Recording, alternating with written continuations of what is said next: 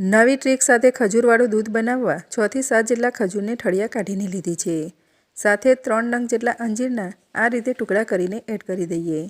હવે ખજૂર અને અંજીરમાં થોડુંક પાણી એડ કરી ખજૂર અંજીરને સારી રીતે ધોઈ લઈએ. તો અહીં મેં ખજૂર અંજીરને સારી રીતે ધોઈ તેમાંથી બધું જ પાણી કાઢી લીધું છે.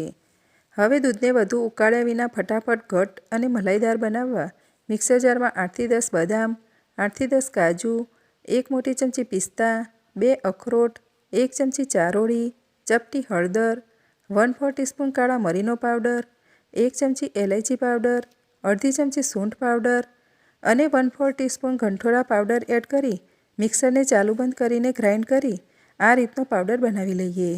હવે દૂધ બનાવવા અહીં મેં 500 ગ્રામ દૂધ લીધું છે. હવે ડ્રાયફ્રૂટના પાવડરને દૂધમાં એડ કરી દઈએ અને દૂધમાં એક ઉભરો આવવા દઈએ.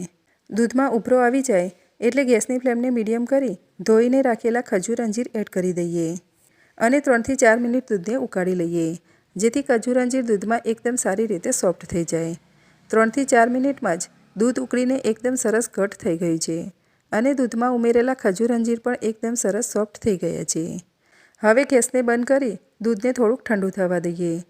દૂધ હલકું ઠંડુ થઈ જાય એટલે ઇલેક્ટ્રિક બ્લેન્ડરથી આ રીતે ક્રશ કરી લઈએ, જેથી દૂધમાં ઉમેરેલા ખજૂર અંજીર, ડ્રાયફ્રૂટ બધું જ એકદમ સારી રીતે ક્રશ થઈને મિક્સ થઈ જશે અને દૂધના ઉપર થયેલી મલાઈ પણ દૂધમાં ભળીને મિક્સ થઈ જશે. તો એકદમ પરફેક્ટ એવું દૂધ બનીને તૈયાર થઈ ગયું છે.